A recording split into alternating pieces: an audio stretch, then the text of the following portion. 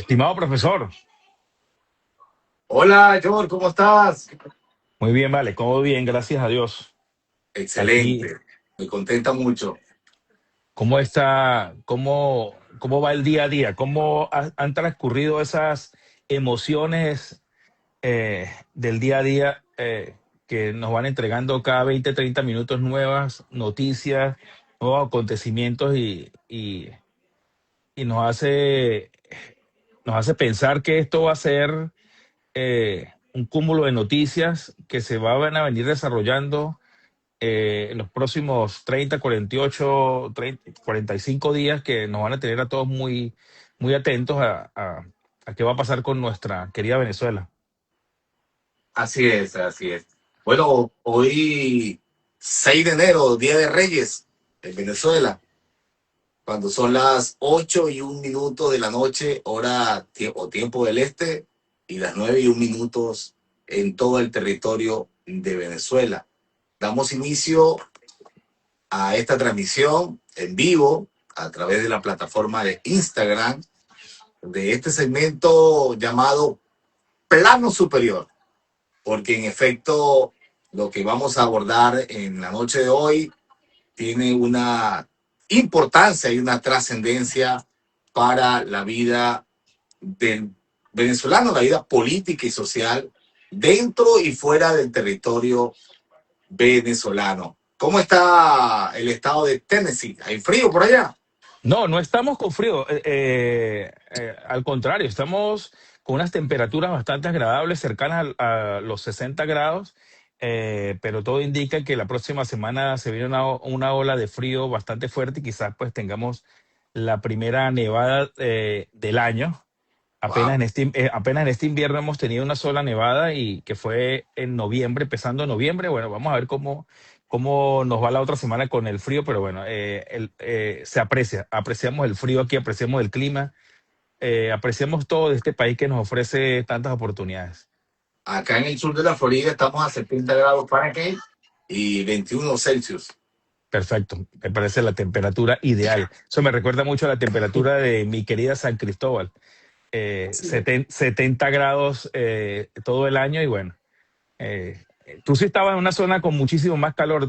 Yo era 70 grados, pero centígrados. En la ciudad de Barinas hace calor, pero no tanto Sí, como regiones o localidades, corrijo, de sí. Zulia, ¿no? No, Maracaibo. tú estás en el Piedemonte andino. O sea, Así es. Barinas es una de las ciudades con el clima más privilegiado de Venezuela.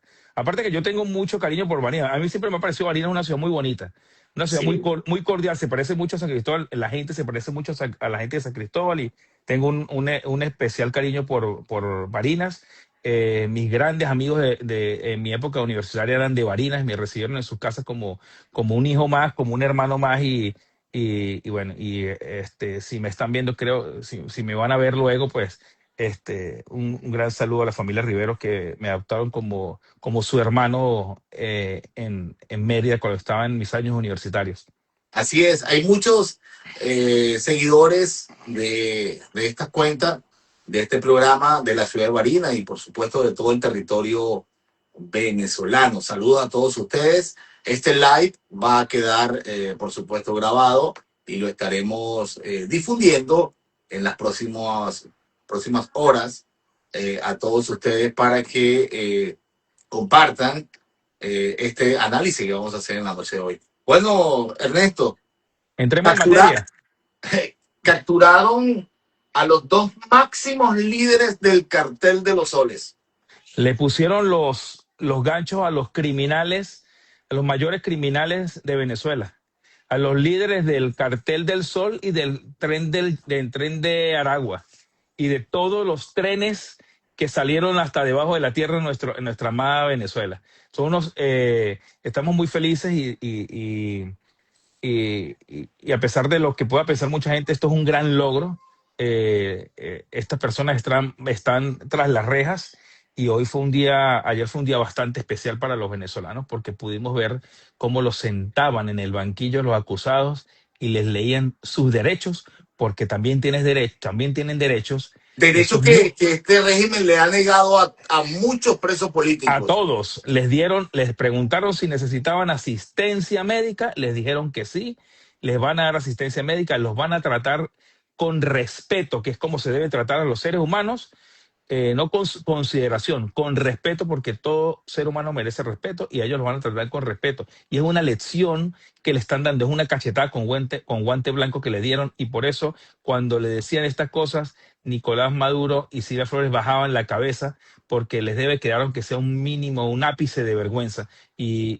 Pero no nos interesa. Aunque A mí, la cúpula que queda ya, ese cuerpo todavía que busca tener una cabeza otra vez, ellos dicen que secuestraron a su presidente. Imagínate tú. A Maduro no secuestraron, a Maduro lo buscó en una acción conjunta entre las fuerzas federales, valga decir DEA y FBI, en conjunto con el apoyo militar y logístico que le dieron los Marines y los Delta.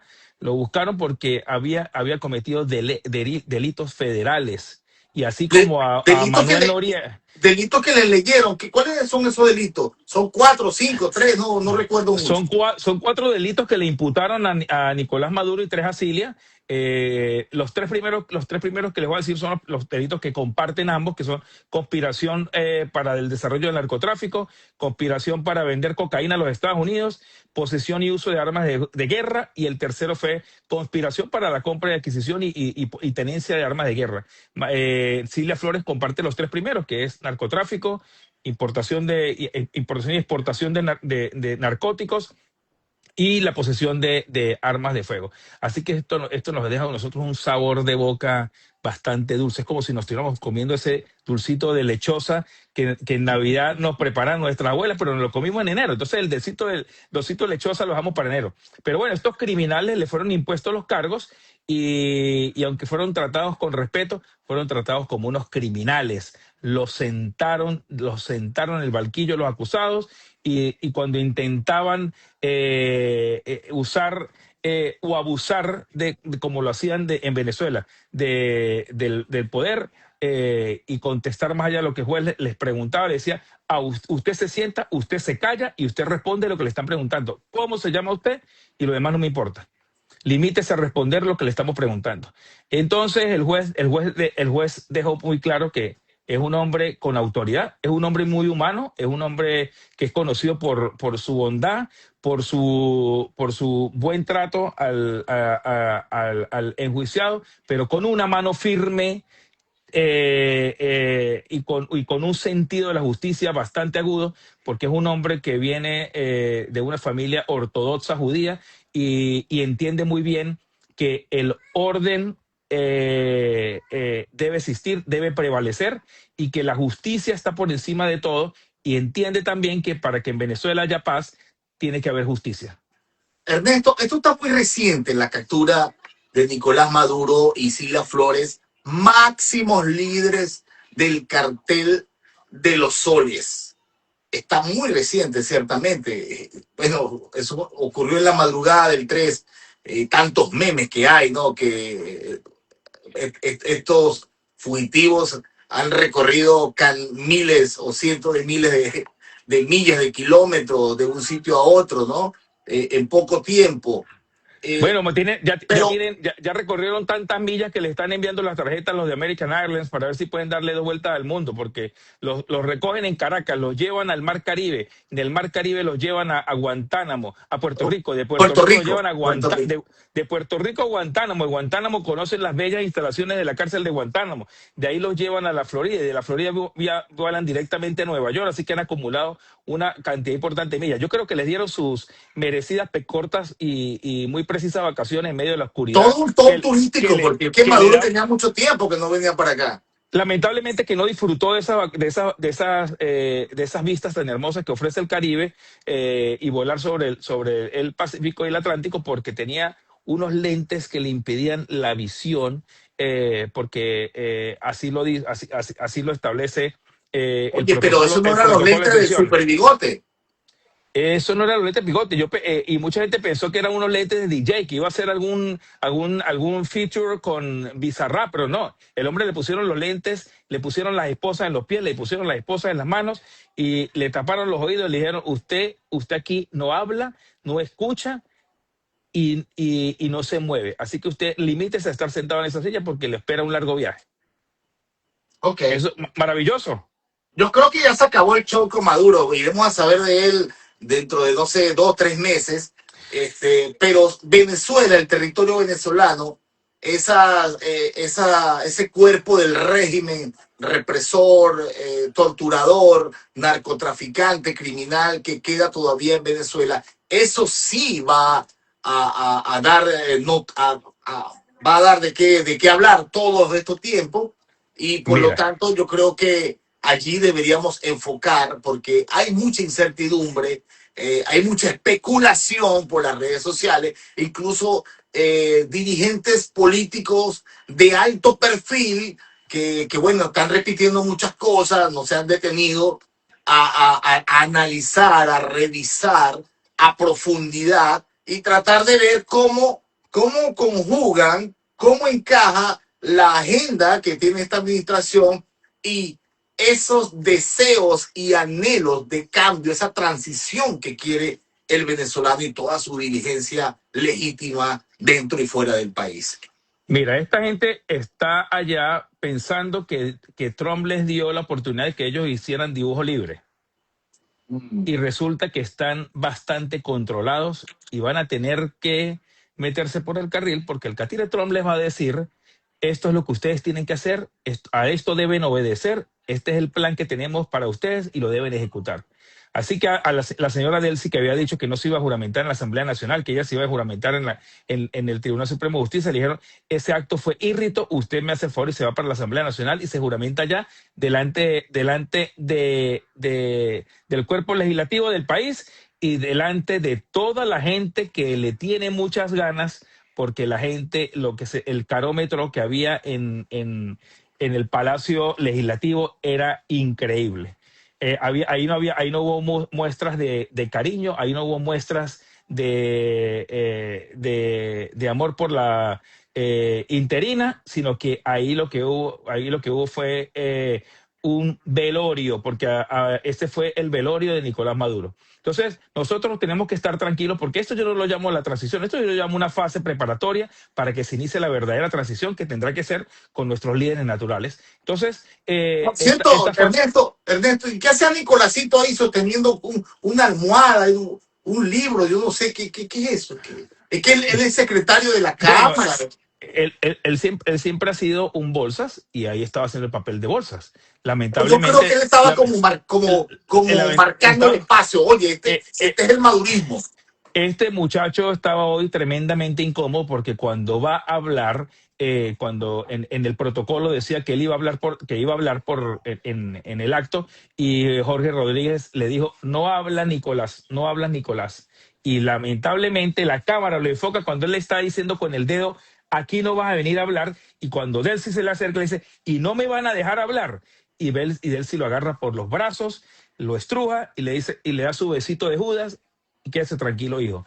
Ese fue a hacer el papel de bolsa que él que tiene acostumbrado a hacer en la Asamblea Nacional, porque él es un simple monigote, un título, es un muchacho que no tiene nada en la cabeza y lamentablemente para nosotros pues vamos a tener que verle la cara por algún tiempo, pero seguro estoy que todos ellos van a marcar la milla, hermano, porque están preparando su propia salida y están ahorita en este momento cavando su propia tumba. Entonces, eso va a suceder, así que tenemos que estar tranquilos, tenemos que estar muy eh, eh, eh, confiados en que Marco Rubio, Pete Hegseth y Stephen Miller y Donald Trump van a hacer lo que mejor le favorezca al pueblo venezolano para salir de esa gente zarrapastrosa que tanto daño le ha hecho a Venezuela. Tenemos 15 minutos ya de este programa, Plano Superior, con Daniel Rodas y Ernesto Márquez. Es un análisis crítico global, una mirada al mundo. Vamos a continuar con este tema de la situación de Venezuela una vez que ocurrió la captura de dos máximos o de los dos líderes máximos del cartel de los soles, Nicolás Maduro Moros y Cilia Flores. Así que Daniel, y que están presos en la cárcel de máxima seguridad, donde estuvo el Chapo Guzmán en una oportunidad, donde está el hijo del Chapo Guzmán, que precisamente hoy se filtra la información que es uno de los testigos de la Fiscalía de Nueva York, que a el mí hijo me del crea Chapo, ¿no? el hijo del Chapo Guzmán, y está también el famoso Pollo Carvajal y los delincuentes de más alta peligrosidad. Los delincuentes de cuello blanco de más alta peligrosidad del mundo están ahí. Así que está en muy buena compañía porque, con el perdón de los animalitos, las ratas se buscan con las ratas para juntarse. Entonces, ahí está el hombre guardado, ahí está esta señora guardado, y esperemos que la justicia, con su brazo los alcance y pronto podamos tener un desenlace muy feliz para todos los venezolanos. Por ahora hay muchas tareas que hacer. Nosotros creo que debemos enfocar nuestra atención como venezolanos, como gente que podemos tener una opinión que pueda ser escuchada, como dirigentes políticos, como venezolanos, como gente aquí, tenemos que empezar a poner diferentes temas en la mesa, que son los temas que van a ser trascendentales para nosotros y para el futuro del país, y lo conversamos esta tarde. ¿Qué va a Así pasar es, con la Venezuela del futuro? así es, sí. Tenemos varios puntos de sugerencia, incluso que nos han escrito por nuestras cuentas de WhatsApp. Eh, algunas personas que se enteraron desde temprano que íbamos a hacer este en vivo y nos han sugerido dentro de las preguntas, interrogantes que he anotado por acá, nos han sugerido algunos temas que lo vamos a abordar, por supuesto. Eh, Hay mucha gente que se pregunta, ¿no? ¿Por qué Venezuela llegó a donde llegó? A unos niveles de pobreza, niveles inflacionarios, temas de liquidez, una devaluación del bolívar impresionante. ¿Qué pasó con el Mira, dinero que entró? ¿Cuánto Venezuela, se ha robado a esta gente en este cuarto de siglo? Venezuela lamentablemente fue convertido por los Zamuros Rojos en un estado fallido. Lamentablemente, las arcas del Estado fueron vaciadas. En Venezuela se han malversado en 25 años más de 700 billones de dólares. Y si usted no entiende qué son los 700 billones, son 700.000 millones de dólares. O sea, es el presupuesto de quizás el 80% de los países de Latinoamérica y el Caribe. Esta gente arrasó con todos y lamentablemente utilizó el Estado como plataforma para sus actos criminales, y por eso nosotros lo llamamos la narcodictadura, porque convirtió a Venezuela en un Estado criminal. Estas estructuras del gobierno empezaron a obedecer al crimen, empezaron a vaciar las arcas, ellos se despreocuparon por producir, por tener viva a PDVSA, por tener funcional a PDVSA, por mantener la producción de energía eléctrica, porque nosotros le vendíamos energía eléctrica a Colombia, nosotros le vendíamos energía eléctrica a Perú, a Colombia, le vendíamos energía eléctrica a Brasil. Nosotros teníamos entradas de dinero muy importantes, teníamos un intercambio comercial en la frontera colombo-venezolana que era el más importante, el segundo o la tercera frontera más importante del mundo, el mercado más vivo, donde se manejaban aproximadamente 1.200 millones de dólares al año. Entonces, en intercambio comercial, y esta gente acabó con todo. Lamentablemente, ellos nunca se trazaron metas económicas, y el Estado fue falleciendo poco a poco. Se dedicaron al contrabando y al narcotráfico. Se dedicaron al narcotráfico, al contrabando, a las redes ilícitas del tráfico de oro, a vender el oro venezolano en los mercados negros, se empezaron a vender el coltán, los militares que estaban a cargo de las minas de oro empezaron a vender el mercurio, los oficiales de la Armada empezaron a hacer celestino de los narcotraficantes, y empezó a convertirse esto en un narcoestado. Todos tenían economías paralelas, y la economía primaria de Venezuela, que era la producción de petróleo, se dejó de lado. Entonces pasamos de producir 3.6 millones de barriles de petróleo, bueno, 3 millones, punto dos cuando llegó Chávez, a hacer, a producir menos petróleo que Argentina, que Colombia y que, por ejemplo, Oman. Entonces nosotros estábamos produciendo apenas 650.000 barriles, 680. Hay otras cifras que hablan de 700. Yo estoy seguro que no llegamos a 700.000 ¿Y barriles. cuánto para Cuba? Y para Cuba se iban 350.000 barriles al día, porque era la triangulación de negocios. Era como nosotros le pagábamos a Cuba. O sea, Cuba, que es un estado fallido, que es un estado donde lo que impera es el hambre y la pobreza, resulta que Cuba era la que le vendía equipos de computación a Venezuela, le vendía tecnología, le vendía televisores, le vendía neveras, todo eso quedaban en las misiones, todo lo La compramos misión Robinson, triangulado. yo recuerdo la misión Robinson que decía los televisores y todos esos equipos, decía ensamblado en Cuba, pero Todo, todo, pero todo, todo. lo compraban en otra parte y Mira, ellos se lo yo tengo una, revendían a Yo, Venezuela. yo tengo una experiencia muy interesante. Cuando nosotros quisimos empezar el proceso de modernización del 171, nosotros presentamos la solicitud de un crédito adicional a la gobernación para nosotros adquirir unos equipos de computación y conseguimos unos equipos de computación a muy buenos precios. Lo que estaba, Ernesto, ponnos en contexto. Tú ocupaste unas responsabilidades en el Táchira, sí, por favor. yo estuve trabajando en el gabinete de seguridad humana en el estado Táchira, tenía el cargo de director, también fui ¿En qué año? eso fue entre el año 2009 y el 2012. Ok, ok. Sí, finales del 2008 hasta el 2012. Y bueno, y he desarrollado mi carrera en el área de seguridad pública, defensa, estos temas. Entonces, eh, eh, nosotros modernizamos el 171, instalamos el sistema de videovigilancia más moderno de Venezuela y uno de los más modernos en Latinoamérica. Solo Río de Janeiro tenía unas cámaras, unas mejores cámaras que nosotros, o unas cámaras que se equiparaban a las de nosotros. Entonces, eso fue desmantelado por Vilma Mora, pero a lo que voy es que cuando nosotros presupuestamos eso, los precios eran increíbles, pero recuerdo que cuando en el año 2011 nos intervienen el 171, que era, era uno de los organismos miembros del Gabinete de Seguridad Humana, resulta que los cubanos nos dicen es que nosotros le vamos a proveer equipos. Yo le digo, no, estos equipos los acabamos de comprar, no importa, esos equipos no sirven, los vamos a botar todos. Nosotros necesitamos que ustedes compren los equipos y esta es la orden de compra que ustedes tienen que poner y lo van a comprar a través del Ministerio de Relaciones Interior y Justicia. Y yo le digo, dame la orden de compra. Entonces un computador que normalmente en el mercado en esa época costaba $200, con esta gente costaba 500. Y lo vendía la Hewlett Packard, o sea, HP, se lo vendía al gobierno español. El gobierno español, que siempre ha sido cómplice de la barbarie roja, se lo vendía a Cuba. Y el gobierno de Cuba se lo vendía a la Universidad de la Ciencia Informática de La Habana, y eso se lo vendían al gobierno venezolano. O sea, pasaba 4 alcabalas. Entonces, esta gente siempre fue malandra, criminal, torcida, y nosotros terminamos con una economía destruida que vamos a tener que hacer muchísimas cosas para que nosotros podamos levantar la economía de Venezuela. Tenemos un plan, tenemos Distinguidos, una...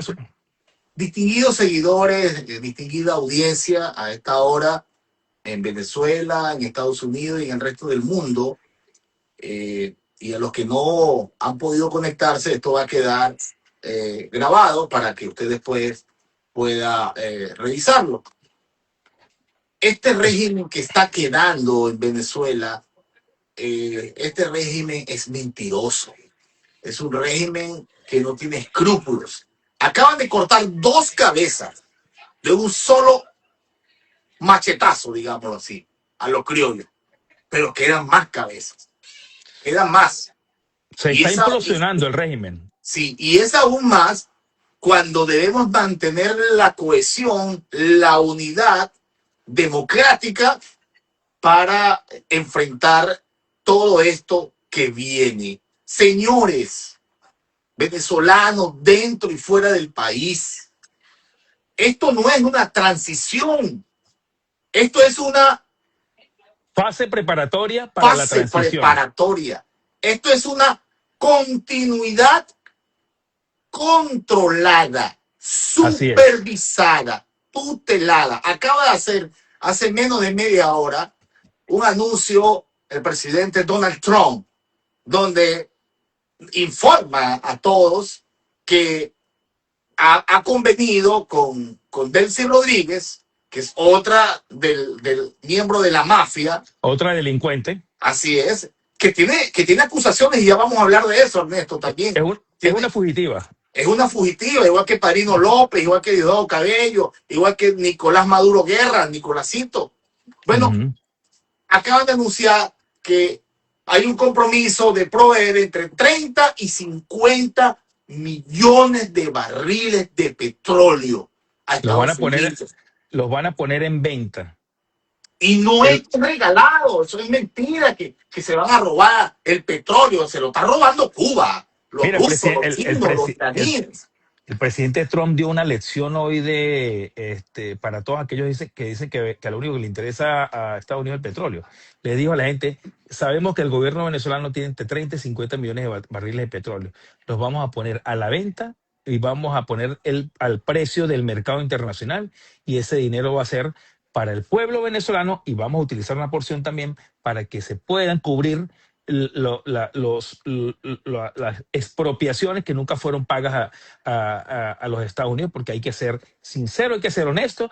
Esos fueron unos delincuentes y se robaron equipos, maquinaria, incumplieron contratos, y tenemos que, si queremos una Venezuela sana, próspera, tenemos que cumplir con las obligaciones que no fueron contraídas para nosotros, pero que nosotros vamos a tener la hidalguía, la honradez de honrar esos compromisos, porque debe ser así, Daniel. Debe ser así. Si nosotros queremos iniciar una fase de recuperación que viene, tenemos que empezar con el pie derecho todo este proceso.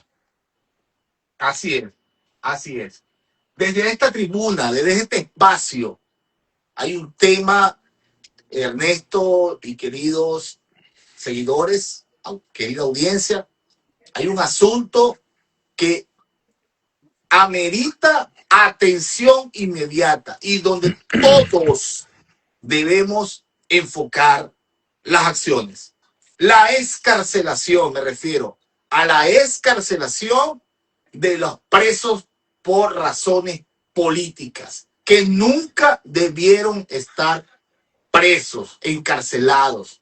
Estamos hablando prisioneros prácticamente, desde incluso, ¿te acuerdas de los policías que siempre ha hablado Iván Claro Simonovic? que sí, me acuerdo, me Esos son acuerdo, los presos más más olvidados antiguos. prácticamente que hay, hasta los presos recientes por el tema del 28 de julio, miembros de mesa, testigos electorales, dirigentes políticos, dirigentes sociales, Amigos sindicales. nuestros, Daniel, amigos nuestros, amigos personales tuyos y míos, gente con los que compartimos la mesa de nuestras casas, que estuvieron con nosotros en las buenas y en las malas, que estuvieron con nosotros haciendo trabajo político, nuestro amigo. Yo recuerdo y rezo todos los días, y en mi casa pedimos mucho por él, porque es un gran amigo no solo de mío, sino de mi familia entera, de la familia de mi esposa y mi familia, que es el profesor Javier Tarazona.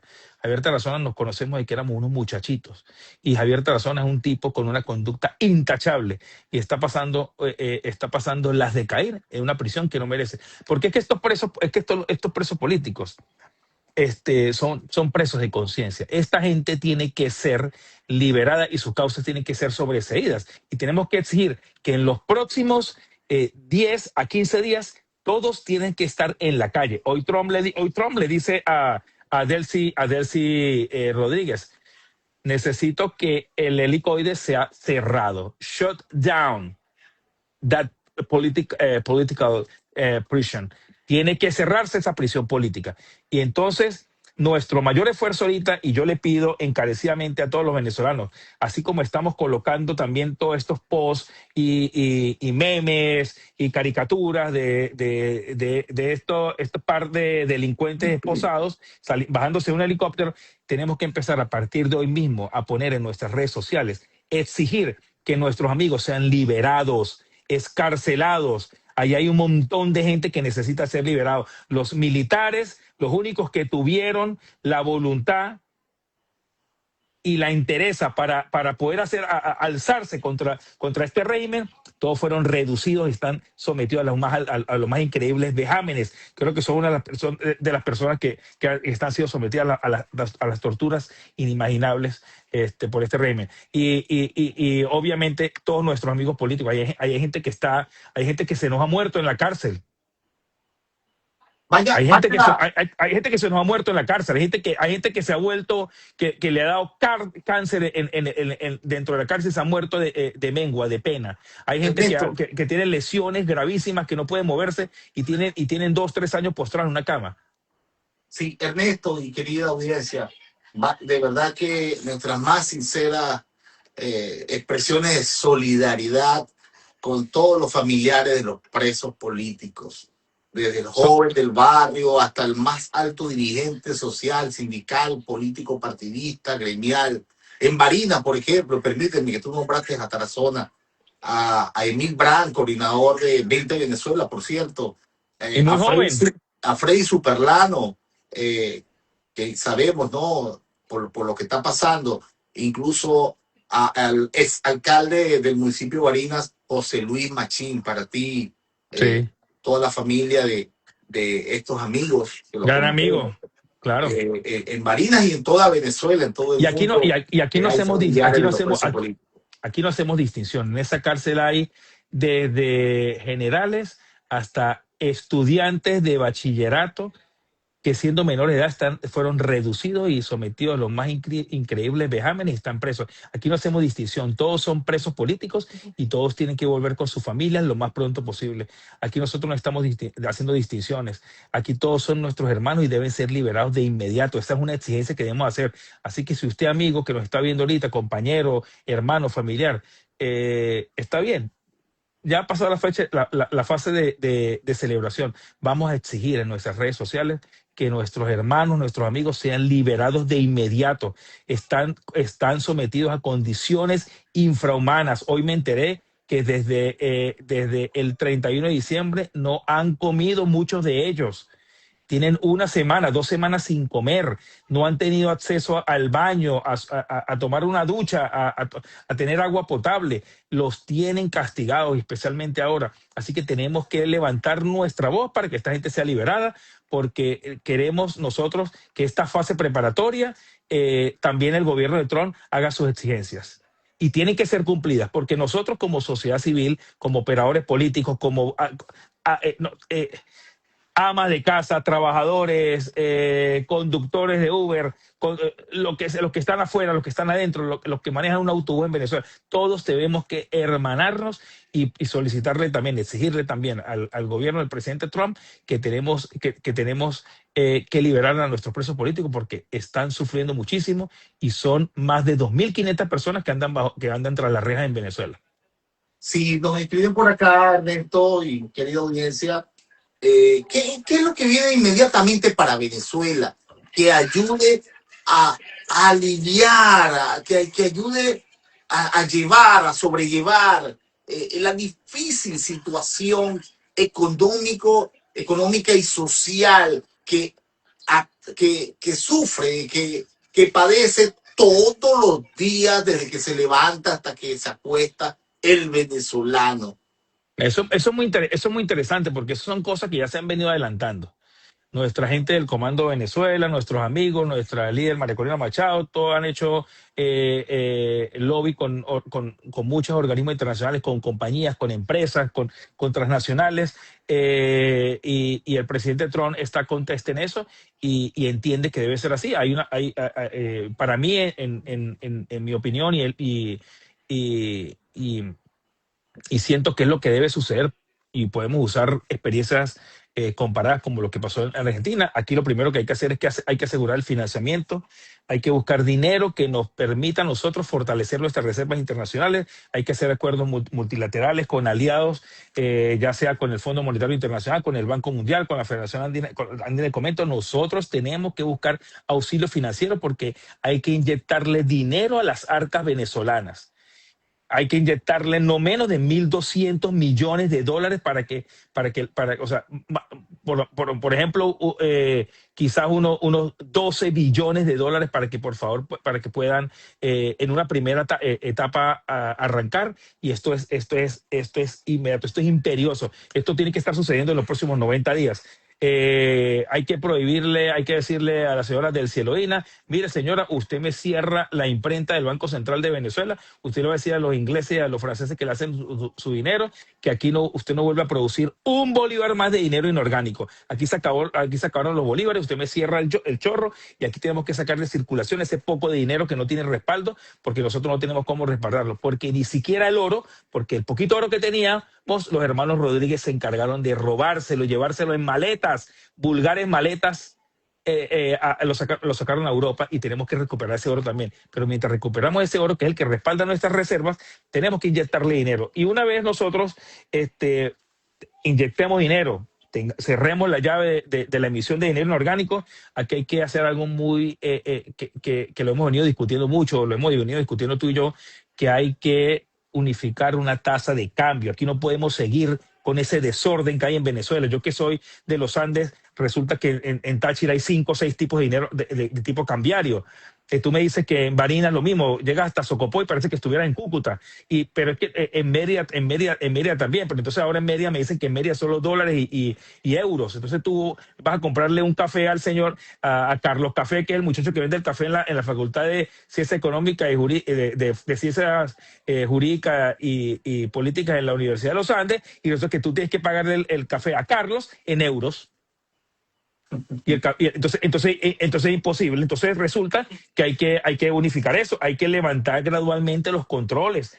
Aquí el control nos mató, el control de cambiario, el control de divisa, el control de importaciones. Eso tiene que pasar. Eso no sucede en una sociedad moderna regida por una economía social de mercado. Aquí esos controles tienen que desaparecer. Aquí tenemos que tener amplitud de criterio y abrirnos el mercado del mundo, que nosotros tenemos una posición estratégica increíble, tenemos una posición geopolítica privilegiada. Y por último, Ernesto, ¿tú crees que esta gente del régimen, ese cuerpo del régimen criminal, va a acatar ese tratamiento que le va a colocar el doctor Trump? ¿Y yo qué no pasa quiero, si no lo hace? yo no quiero utilizar términos belicistas aquí porque nosotros somos hombres de paz, pero si la paz a veces hay que lograrla por la fuerza.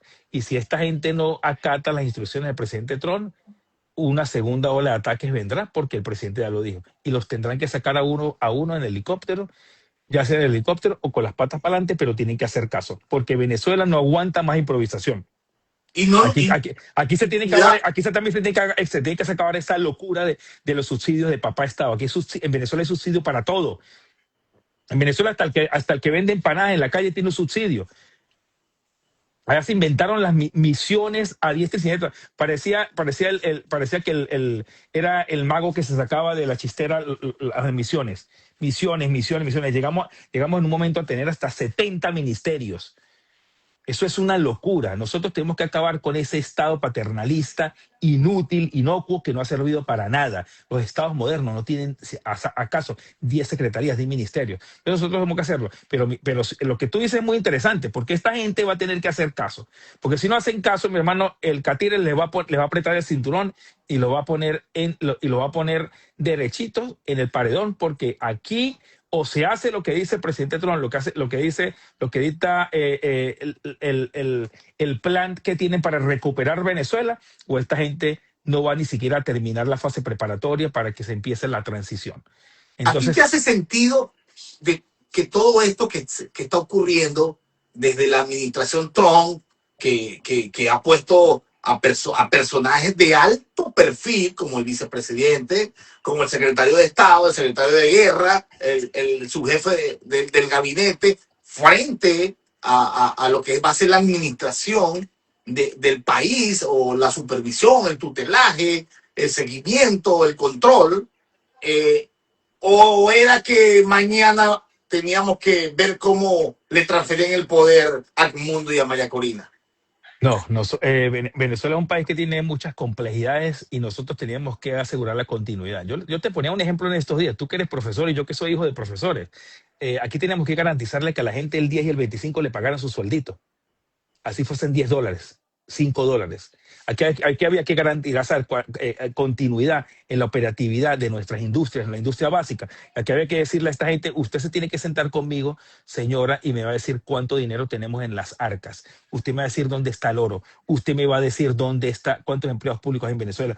Usted me va a decir a quién le debemos plata. Usted me va a demostrar a mí usted me va a demostrar a mí cuánto le debemos a China, a Rusia, porque los tenemos que sacar de aquí. Usted me tiene que entregar a mí el país dibujado en un mapa para que nosotros podamos entregarle el país saneado a los que están a los legítimos encargados de operar la transición. Entonces, y obviamente que nosotros no podíamos lanzar a Edmundo González, en mi opinión, no podíamos lanzar a Edmundo González y a María Corina en su condición o en su cualidad de presidente y vicepresidente a los lobos. No iba a haber fuerza más que lo obedeciera, no iba a haber empleado público que lo obedeciera, eso iba a ser obstáculos tras obstáculos, porque nosotros no podíamos llegar a arrasar por completo a la base chavista. Entonces, esta gente tenía que entender que esto iba a ser una fase preparatoria para después nosotros hacer una transición escalonada que nos lleve a recibir un país y a poner a funcionar un país que está en ruinas. Y eso hay que decirlo, la gente tiene que entenderlo. Aquí nosotros no podíamos someter a Edmundo González y a María Corina a tirarlo a los leones para que los aprendieran a domar. Aquí teníamos que dormirle a los leones. Tenemos que darle una pastillita, un somnífero a los leones para que ellos entraran a la jaula y les pudieran cortar la melena a los leones. Entonces, así que funciona esto.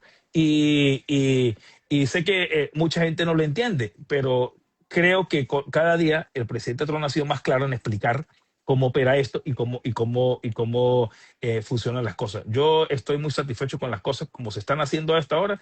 Obviamente que nosotros pues especulamos mucho y escuchamos muchos opinólogos en las redes sociales y con gente que escribe y gente que tiene una idea diferente de lo que pasa, pero mira, Daniel, Lo que pasa, Ernesto, es que la espera desespera. Aquí no nos queda otra que confiar, hermano. Aquí no nos queda otra más que confiar. Metafóricamente hablando, esto es un ajedrez. Esto es un ajedrez. Y el ajedrez consiste en dar el jaque hasta llegar al jaque mate.